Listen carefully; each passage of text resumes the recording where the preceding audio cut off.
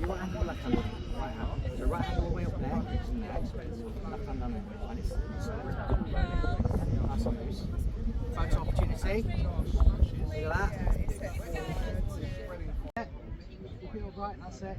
Good to go. And this works on spring power, very much the same as the medieval longbow technology. So would you like me to show you how it works? Yeah, please. Okay. So the first thing that you need to do is take off your ratchet, and then you can wind back the winch.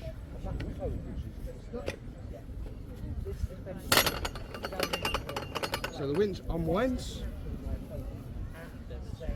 You would then have either your tallest friend or someone with a ladder to climb up and hook the end of the winch rope on top of the release pin at the top of the arm. Once you've done that, you would start winding back your winch mechanism. You can hear the ratchet going. That's your safety mechanism to stop it from firing too early. Once you're fully wound in, you would see this arm coming down, building tension in the bow arms that you can see there, starting to bend up. And actually, once I've got to this point here, I can't really go much more by hand. So it's important to make sure that no one's around the machine who doesn't need to be, because if it misfires, we're going to have serious problems. Once it's all in place, you would have your release hook, which is here. That would hook into the arm, and then you would load your projectile in your sling and put the other end of your sling onto your release pin. As it releases, the sling flings around, opening up your basket, allowing your projectile to fly loose. And at full power, you can expect to get a range of between 120 and 150 metres with whatever projectile you load into it. Those would be a mix of rubble, incendiary projectiles, so things that would set fire to buildings, biological weapons, including diseased parts of animals, and caltrops, which are little metal spikes that look like this. So no matter what way they land, they always have a spike sticking up, capable of going straight through your medieval footwear and disabling an army's access in and out of their camp. So this is not a castle destroyer, it is very much an anti-personnel weapon. And that is the Einarm siege engine. Thank you.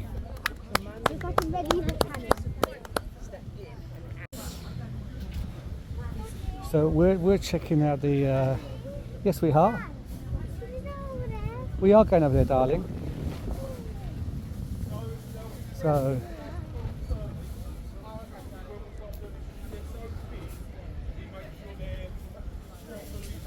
So guys, you remember, I'm not sure if you followed it, but recently 3 gold talks were found this week at a dig, or recently, and here they've got some that obviously they're not the real stuff, but they're just there. They are.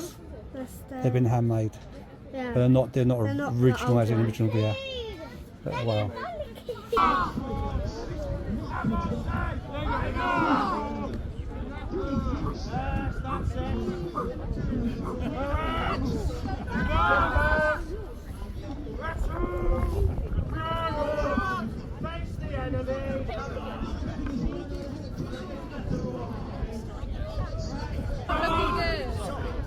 That's where we should be.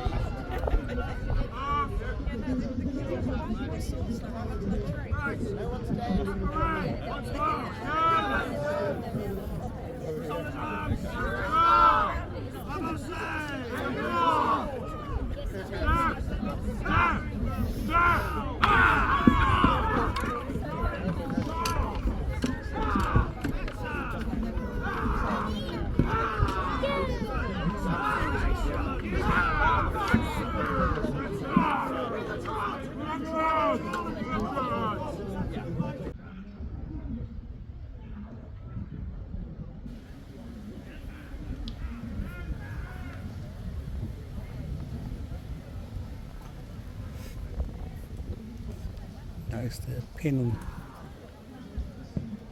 the brooch, annular brooch. Yeah? Oh, there's Well, ask. Look, they've got one as well.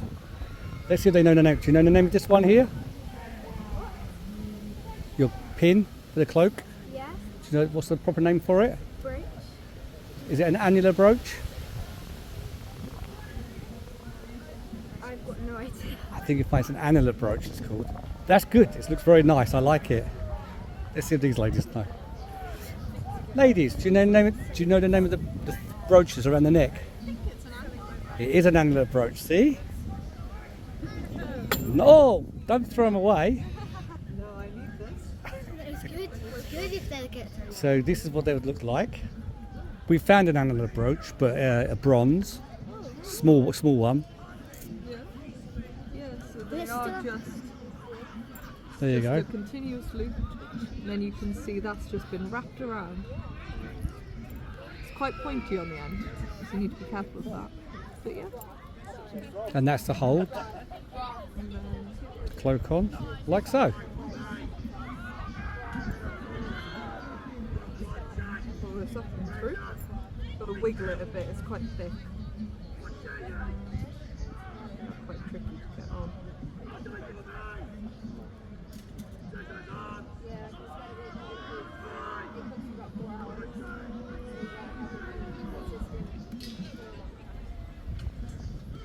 Quite often people actually just leave the brooch in their cloak and they'll pull it up and over their head through the hole and they'll just leave it fixed at that size. There you go. And that's how they connect. I can adjust these a little bit, sort of fold them in nicely. Cool, eh? And traditional weapons. Would all people carry the traditional weapons for cooking and stuff? Yeah, so these are eating knives actually, so these aren't to be used as weapons really, but just for slicing bread, spreading butter, cutting cheese. Butter. Yeah, so that's why we've got these. And so these ones are actually sharp. I think we've got some of our weapons are over there. So we've got some spears and swords and everything, which is quite cool. And the leather pouches. Yeah. This is my leather pouch. I keep my pins in here, which I use for putting on my book. So they can look at the different pins. Wow, look at them. Yeah. So these ones are a lot more bendy, but they're quite useful for doing like little fixings. And then these are the main ones I've got, and they're just holding this on my Yeah. head. Like that. And the little white one. So in there I have a wax tablet, actually. So Is that like a seal? no, so it's for writing. Oh, okay. Inscription. Yeah. So you can see there's still some markings Yeah, on I there. see. So I cook sometimes, and these were my notes for the recipes that I was making that day. So just sort of a list of ingredients that I was putting in, just so I remembered. I think we were making maybe 4 or 5 different dishes, so just to remember what to put in which one. And then this is the pen for it. So you can see it's got a pointy end and a flat end. And so the pointy end, you can scrape into it and write whatever you need. And then you warm it up a bit, so you can do it over a fire, or you can just do this and then the flat scrape it with your flat end. Yeah, and Cool. smooth it back out. So, So a this pen is and an eraser. See, that's Yeah. better than pen and paper, isn't it? It's Yeah. reusable. It is. And not just reusable, You can use it okay, as a candle. there's no waste. There's no you don't got to fabricate a metal or anything else, so it's quite a clever idea. What wax do they use, do you know? it's beeswax. It is beeswax. Yeah. And so, yeah, exactly as you say, there's no waste because you just heat it up and then re-smooth it. And basically none of it comes out. It all stays in and solidifies again for you to write on next time. Can you Fantastic. get me one of those? Yeah. Thank really you. fun. I need one. Uh, And now look at the traditional foods they have here. So they'll be in sausage, pies, strawberries. Who had strawberries this morning? Where'd you get them from? A garden. Our garden, that's correct. Dates, Nicholas, remember I bought these recently, the dates? Yeah. Yeah? So they're very good for you. Some cheeses, and I'm not sure. Oats and oatmeal? Those are oat cakes. Oat cakes. I think Someone yesterday said they're quite similar to a hobnob. Okay, yeah. So Yeah. they're effectively oats, oats, butter, and honey. You just mix it all up Yeah. with a bit of warm water, so the oats sort of expand a bit, and it goes all stodgy, and then you make them into balls and squish them down a bit and bake them, and then you've got a nice oat biscuit. Basically. And no sugar in it. No. So sugar wasn't very available No. to them at the time. Honey was the so key ingredient honey for pretty much everything. It's really nice. and more healthier. Thank you. And let's look at this side, shall we? What they've got on this side? Thank you. So here, look. Now we've got petals. So I should imagine we're going to crush these rose petals and make, I guess, some perfume. Yeah, perfumes, body washes, everything for the body. So we've got Dandelion soap. it's calendula, so it's marigold, which is really good for your skin, Yep. and it's non-toxic, so that's good in the soap. Good for bruises and things. You can make a balm with it. We've got some dried roses, and I'm just getting out some fresh roses. These roses are not accurate. The roses we have today, big ones, they would have been more like dog roses, so much smaller. Okay. But needs must. We've got some crushed lavender, which would be used in laundry to make the clothes smell nice. It's antibacterial. And then because this is for a noble, so it's been quite expensive stuff, a lot of it imported, we've got frankincense. What's It's those a ones? resin. Frankincense. From? It's a resin from a tree from the Middle East that would have been imported. Okay. And it smells really nice. You can smell that. Smell it, Daniela?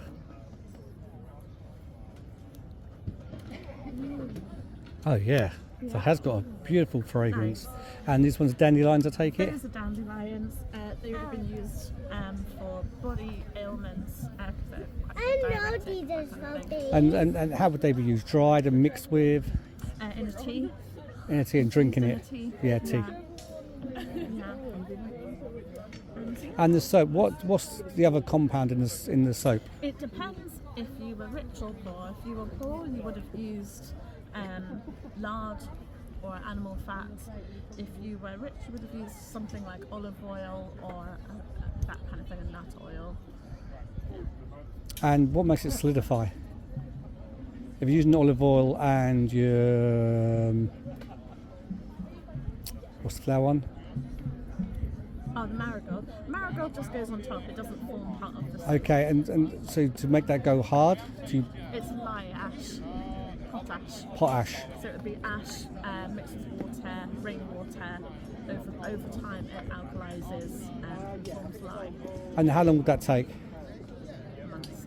Probably about 4 months. 4 months. Yeah, because if you were making everyday soap, you would use tallow as the animal fat. So you've got to render all of that by hand. Yeah. And then the potash to get a good potash, you want to leave it out for a long time. Thank you. No worries. Brilliant. Thank you. Thanks. Bye bye. Bye.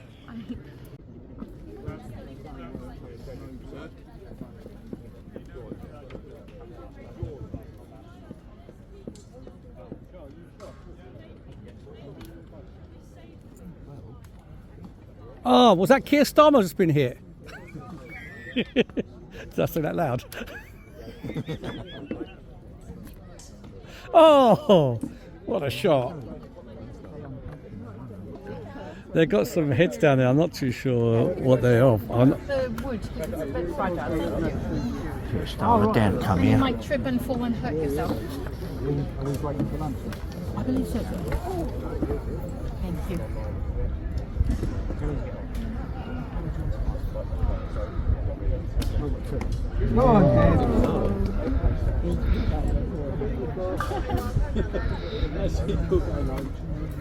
Oh, I missed him. Should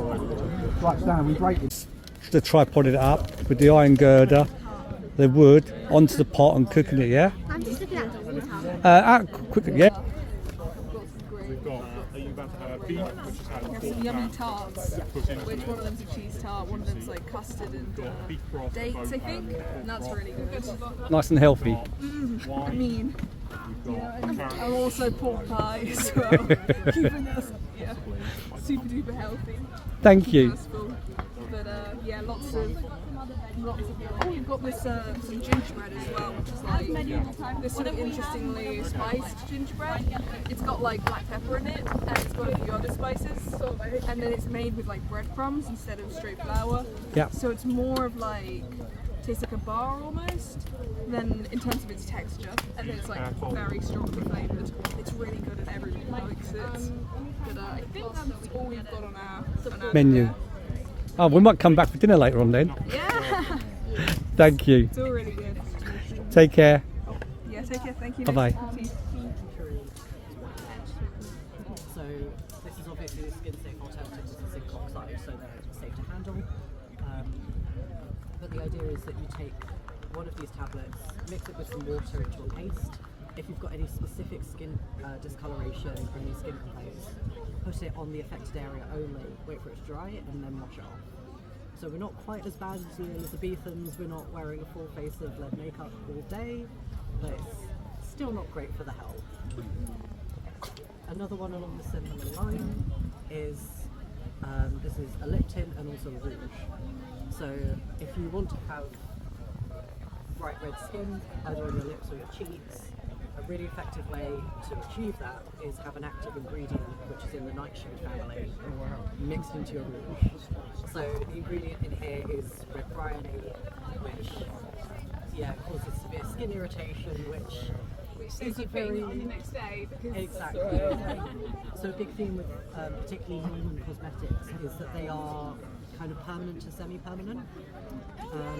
So not only do we know this from kind of modern day toxicity studies and so on, but also we have a few sources of men complaining about it in the 12th century. One of my favourite examples of this is a man complaining that if you fall in love with a woman on a public holiday, wait for a week afterwards so that you know that any cosmetic treatments that she's had done have had time to wash off, and you can see what her true beauty actually looks like.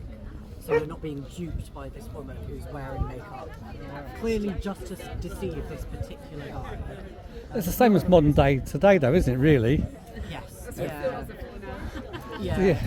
It's a similar idea to take a woman swimming on the first date to see what she looks like without makeup. It's that kind of... It's quite worrying that nothing's really changed in about 800 years. And it won't change. Is that the reason why the men stopped wearing makeup back then? So men do also wear makeup. It is kind of a gender neutral concept, at least in the 12th century, because we've got this big theme of you want it to be hidden. You don't want anyone to know that you're wearing makeup, whether you're a man or a woman.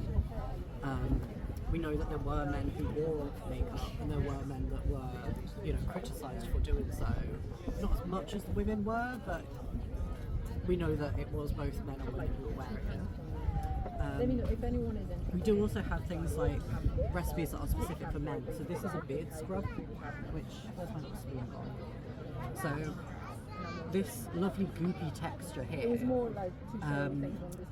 is really sticky, so that it can stick to beard hairs, so that you can wash the beard out. So if you have a look at where the men all come off the battlefield, they've got nail grease and dirt and sweat all stuck in there, particularly if they've got long hair, long beards. You'd use something like this if you're particularly wealthy to wash out the beard. So the main ingredient in this one is marshmallow root to make it sticky, and sugar. So this is an example of how sugar looked in the 12th century. It's sugar cane, so it has to be imported and makes it very, very expensive. But it is sugar cane that's been just boiled and boiled until the sugar comes out into a syrup, you dry out the syrup and then ship it over. So shipping in the 12th century is fairly precarious as an occupation. If you send 5 ships off to go and get something, you maybe get 3 back if you're lucky. So not only are you paying for the time that it's taken to get people across, but also compensating for that mortality rate as well if the ship doesn't come back. And the silver pennies. Yes, so this is So the currency in period. So The 100 coins. so 1200s. Which king, Nicholas? this is. I want to Edward? say these are. I want to say this job. The guy who made them is here somewhere, so I can't ask him. I think he's off being important. Would have been Ed the First. Was 1200s. I think. I can't remember which king. Which You're king welcome did to have a 1200s? look. So our reenactment period spans from 1135 to 1215. So we have a few different, but it could be in this period, so I'm not sure which one. But yeah, these are examples of how money would have looked in the 12th century. And Did you say notice there are a 12 to the lot. 15th? So 1135 to 1215, Okay, yeah. that kind of time period. Thank you. Some kind of animal fat, and it's used to Quartz clean the powder. skin.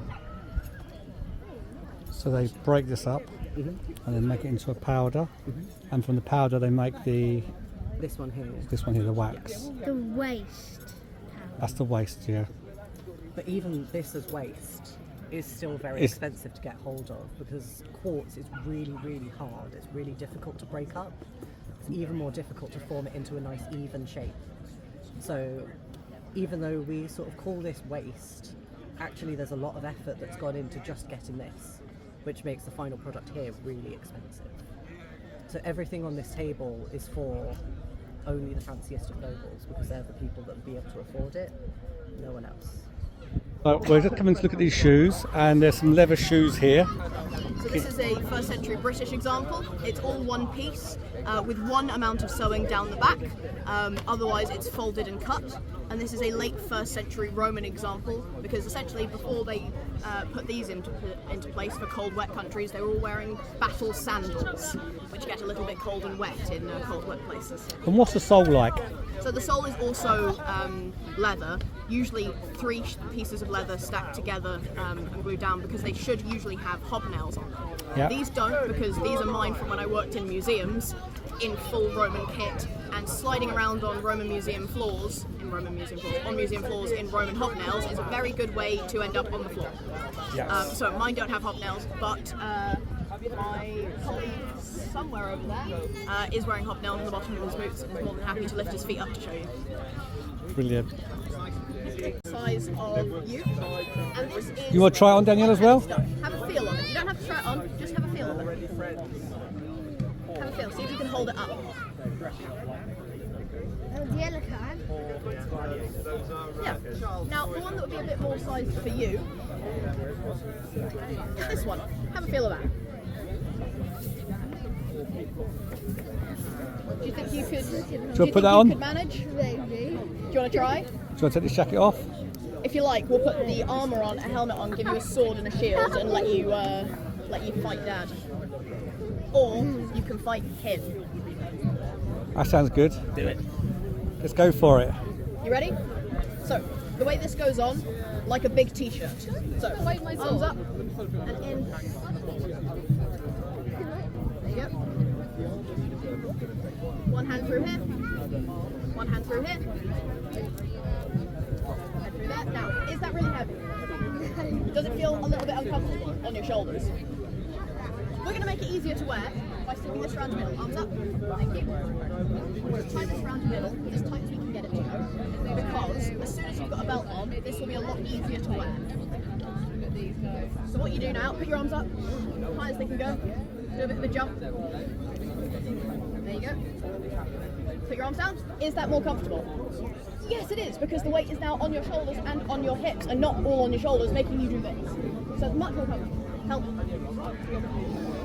Now, for a metal helmet, you're going to want a cap liner. Up, so that the helmet doesn't get your hair all nasty. Helmet on. Shield. Shield in your left hand. Good. Sword. Move back. Sword in your right hand. Sword pointing at Dad. Sword distinctly not killing. Would you like to fight? No? Yes. What about with health? Yeah, go on. Look, he's waiting. Go for it, Nicholas. If you don't fight him, he's going to fight you regardless. Hold on a second. Members of the public, please take a step back. Please take a generous step back. Man with a sword. Man with a sword. We've got Are to you ready? deal with it. So he's going to come towards you. We're going to stab the shield. Ready? Go. Block Stab the this. shield. Stab the shield. Again. Again. I can't hit him. He's got armour on. Block him with the shield. Get round his back. Get Push him round with- his shield. Get round his shield. Stab him in the back. Now, make sure he's dead. Stab him a few more times. Gently. You want to cut a foot off me? I'm not dead. Yeah. He's So, not dead yet. Okay, now I'm dead. do you want to? Do you need some new shoes? Do you want some new shoes? You'd have to Are you cut the ready to feet off. pull the armour off? Yeah. Well done, Nicholas. Give her. Well done. Give her. That was Excellent. young man. Thank you very much. 4 types of unit in the infantry anyway. Because the legionaries as we know it don't exist quite yet. Out front, in a sort of mass in front of everyone else, you've got the Welites, who are a bunch of barely trained 16-year-olds with very light armour. They've got shields and they've got javelins, and they're like a big screen out front. And as the enemy approaches, the Welites just sort of bother them with javelins, cause bombs, and they pull back behind the main force, ready to protect the flanks, block the gap, fill gaps, that kind of thing. Then you have, I'll just do the 3 because that's how it's supposed to be. 3 lines. Front line, you've got soldiers called the Hastati, who fight with the same shield and sword you would recognise from a legionary from later on, much less armour though. And they are the newest, least trained of the legionaries at this point. Armour-wise, you're talking about a helmet, maybe a greave, and a square of brass strapped across the centre of your chest and not much else. But you've got that massive shield and you've got the javelin. They fight the enemy first, and then after a while of them fighting, after they've taken some casualties, dealt some damage, they're getting a bit tired, they use these gaps to pull back. And behind them, the next line, the Principes, who are like Hastati, but they're veterans in mail.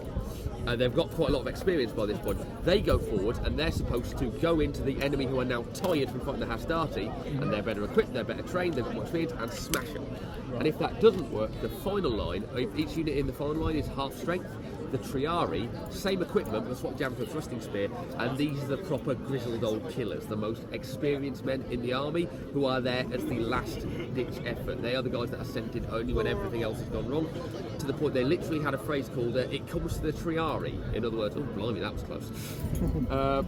So yeah, that's why they use the checkerboard, so that they can cycle the units out, so that you are sending more and more experienced men in to relieve the less experienced guys as the enemy is just getting ground down.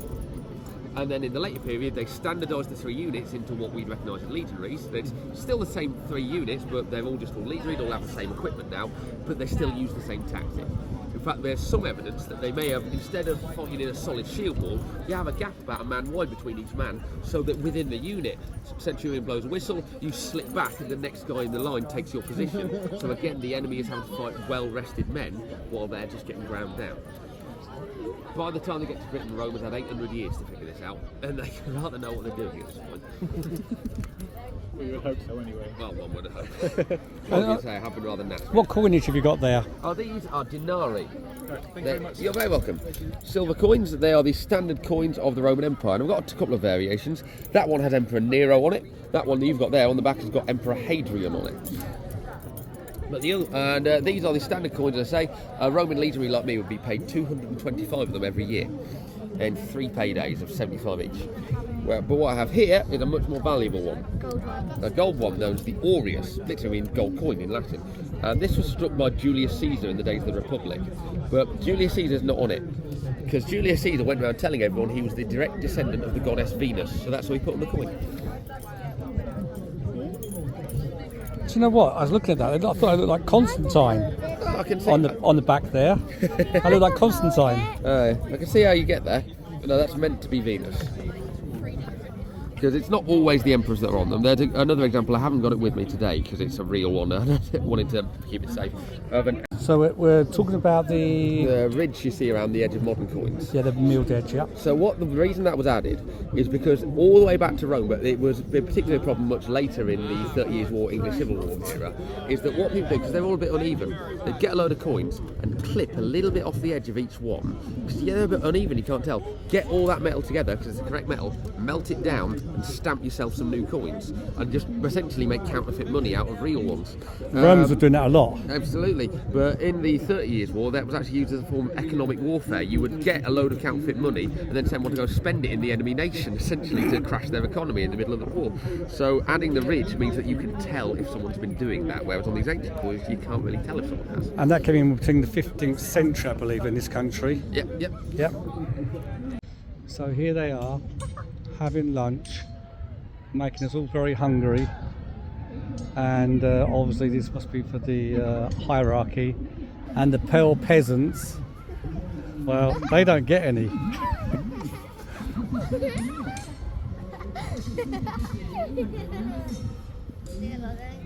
The way the poles and tents are set up.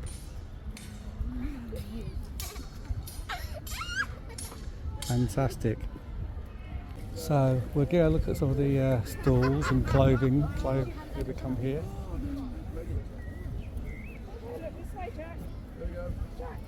Jack! Cute! Was that a traditional medieval name, Jack? Yeah. Jack and a Beanstalk. Oh, you can play some music for us. Here you go.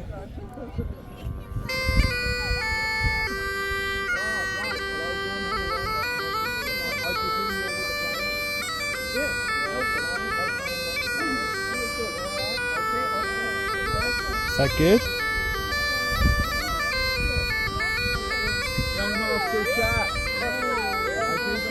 Medieval dancing later on.